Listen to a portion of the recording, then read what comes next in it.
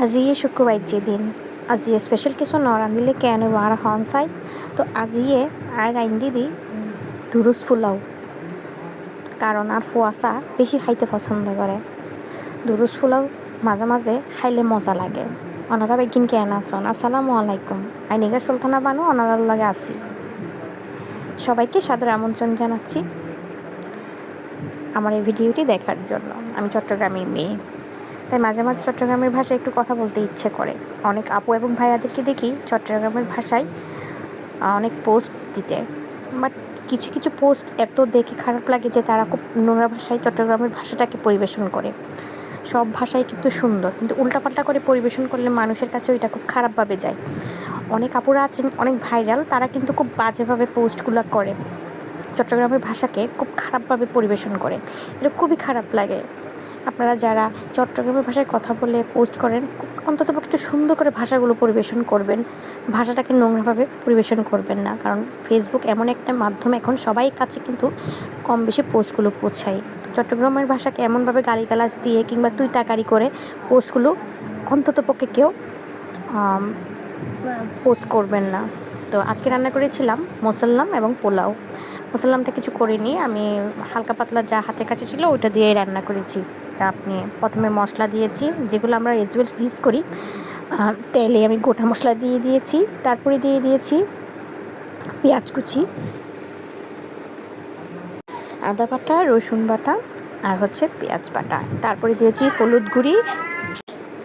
হলুদ গুঁড়া। তারপরে দিয়েছিলাম মশলাপাতি, গরম মশলা দিয়েছিলাম ঘরে বানানো কিছু মশলা। এরপরে ভালো করে নাড়াচাড়া করে দিয়েছি টক দই, দিয়েছি দুধ। এবার ভালো করে হয়ে গেলে দিয়ে দিয়েছি ভেজে রাখা গোটা মুরগিটা। এরপর ভালো করে নেড়ে চেড়ে ঢাকনা দিয়ে দিব।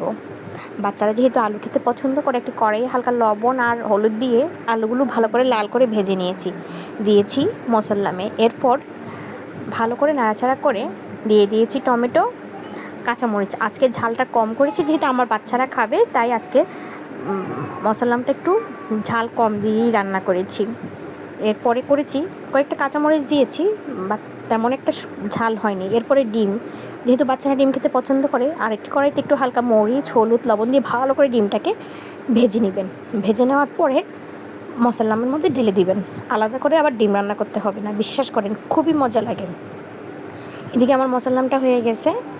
এরপর আপনি ডিমগুলো মশলামে দিয়ে দিবেন। এবার নাড়াচাড়া করে মশলামটা নামিয়ে ভাত দিয়ে পরিবেশন করবেন। খেতে কী পরিমাণ মজা, একবার হলেও ট্রাই করবেন।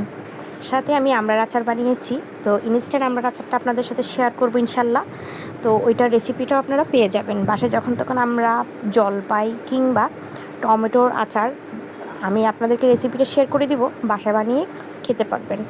তো এই মশলামের সাথে রান্না করেছিলাম পোলাও, একদম সাদামাটা পোলাও রান্না করেছি। শুধু দিয়েছি পেঁয়াজ কুচি, দুই একটা গোটা মশলা। এরপরে লবণ দিয়ে ভাতটা ভালো করে ভেজে পানি দিয়ে সুন্দর করে নামিয়ে নিয়েছি, হালকা উপরে ঘি দিয়ে এবং বেরেস্তা দিয়ে। আর মশলা নামানোর আগেও আপনারা বেরেস্তাটা দিয়ে দিবেন। বাস হয়ে গেল আমার আজকে দুপুরের লাঞ্চ। সবাই ভালো থাকবেন, সুস্থ থাকবেন, 5 ওয়াক্ত নামাজ পড়বেন। ও আচ্ছা, সালাদটাও কিন্তু ছিল। সবাই আমাদের জন্য দোয়া করবেন। আসসালামু আলাইকুম।